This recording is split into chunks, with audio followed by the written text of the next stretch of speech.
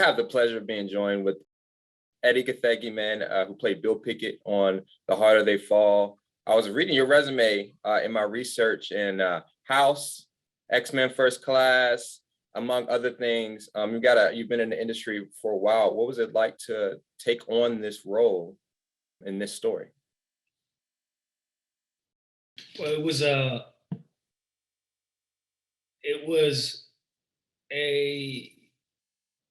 deep thing. It was a deep thing. You know, when you look at Westerns, when you look at what they've done with Westerns since the inception of the genre and how we have been erased from the Western genre. So to read a script like this, that's the first thing. You read the words and you read the character descriptions, and then you realize that this is a Western with all Black people and there's no white gays. This is a story for us, about us, and it is historically fictional, but accurate in the sense that we were there. Right. And then you get the job, and then you get a chance to be a part of correcting history, not rewriting it, but correcting it. So it's emotional. It's deep. It's a big task. It's a big mission. Yeah, I think it's awesome for me too. What's been cool recently is Black stories aren't just like slave stories, which are important stories to tell, but I'm starting to get a lot of different angles, like the Black Panther movie, seeing us in the lens of in the Western with historically significant people like your character, Bill Pickett. I think it was very empowering internally for me. I know that you've articulated yourself as someone who is writing right now, who also wants to direct in the future. Are there other angles that you feel like we could be telling in this story of Black stories? I think just go, we're as capable as anybody. You know what I mean? We just need the opportunities to be able to share that stage. And I think that what was clever about this film is it is a fictional telling, but it's your classic Western. It's a revenge tale. It's the good guy versus the bad guys.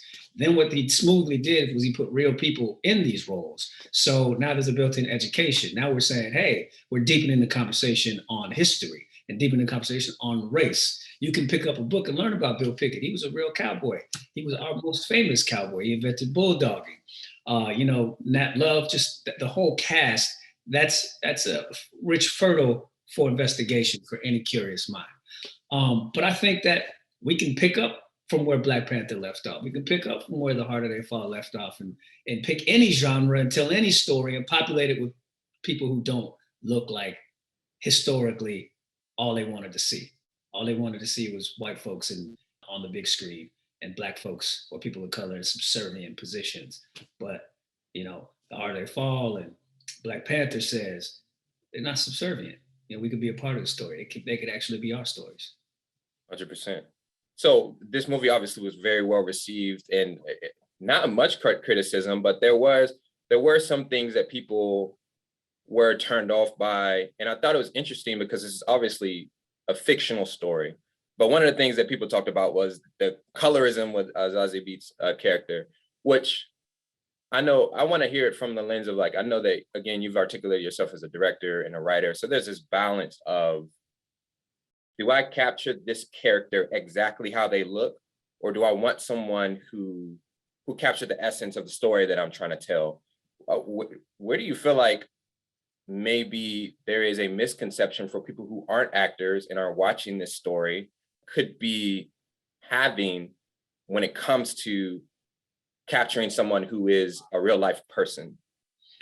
I think the first thing is you have to understand or realize that this isn't a biopic, and as such, you don't have to cast the inspiration for the real life character and just the name of the real life character as someone who resembles the real life character. We should be looking at this as a stepping stone, because what's happened right now is you put all of the names of these historical figures into a fictional story and created this discourse, created these questions, created the conversation, or re-entered the conversation. So they're not ready to do a biopic of Rufus Buck. And if they do, how many people are going to see it? They're not ready to do the biopic of Bill Pickett. If they do, how many people are going to see it? What he did was he made a blockbuster ride and had all of these Black people in it, setting the stage for a future Rufus Buck biopic, for a future Mary, Stagecoach Mary, where she looks like she looked. So these are stepping stones, and that's the lens with which I think we need to be viewing the choices that were made. I love that. I hear you saying that celebrate the victory, celebrate the victory of the story being told. That's really cool. So again, this is obviously a fictional story, but there are some real characters in it. I thought it was interesting. I'm a big mental health guy, and me and my friends were watching The Harder They Fall, and I'm looking at the plot, and I'm like, wow, if Rufus had a therapist, man, this could have played out completely differently. Which plays to a larger point. I don't want to get too deep, but like, hey, if Nat had a therapist. Hey, right. So my thing is both of them, right? We could have just sat down and talked about our emotions, but we know sometimes Black men don't want to talk about their emotions. But I was wondering if you, when you watched the movie, if you, fictional, of course, but like if you had moments where you're like, man, like if this could play out completely different if X, Y, and Z happened. Well, I mean, going back to your whole therapy thing, you know, how hip and popular is therapy today? You know, this movie takes place in 1891, you know, like the resources aren't there, the awareness is not there. Plus, this is also drama. Like the essence of cinema is conflict. So people are fully formed and evolved. What kind of conflict and drama are they gonna be, you know, experiencing? So yes, it absolutely could have played differently if these people were a little bit more self-aware, a little bit more in control of their emotions and well processed, but that's not entertaining, is it? Yeah, you know, the pros and cons, you got to take some, you got to give some. I got a couple more questions for you. You talked about you had to build a backstory for yourself for Bill Pickett because there were some things you just had to shape. And some of it you did with the other guys that you collaborated with, and some of it you did on your own. I'm curious, what is the story that you gave Bill Pickett before we saw him come to camera in the film?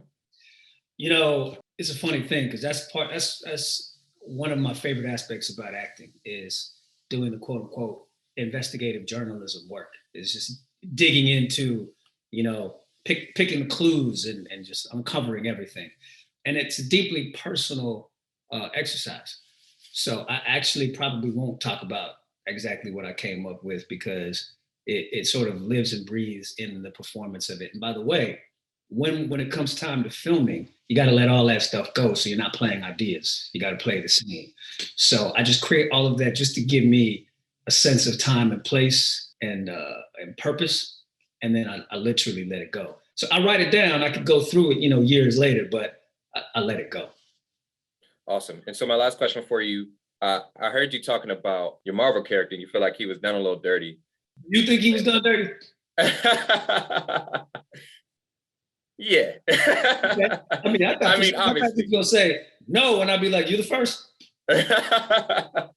Yeah, but you know, it was entertaining. Do you feel like? Have you thought about scenarios where this specific character would reinsert himself, or where you'd like to see yourself articulated in Marvel films in the future? Yeah, well, I do.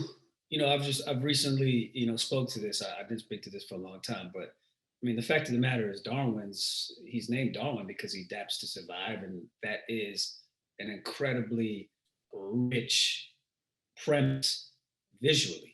You can put him in any scenario on camera in a film and just be blown away by the ways in which his body figures out how to continue surviving. That's an opportunity. And to kill that character off is a loss of an opportunity. So, yeah, I mean, I think it's we're missing something by not having a character like Darwin exist in that franchise or in the franchises or whatever. Awesome. Well, Eddie, thank you so much for giving me some time. It was a pleasure to watch you capture Bill Pickett on screen. And thank you for being part of a story like this that brings more depth to what Black stories look like and say. And we look forward to seeing some of your future work, man. Oh, man, appreciate it, man. Keep going to therapy. I appreciate you. All right, bro. Where's the buzz? Oh, yeah. Where is the buzz? You said was mine. Where is the buzz?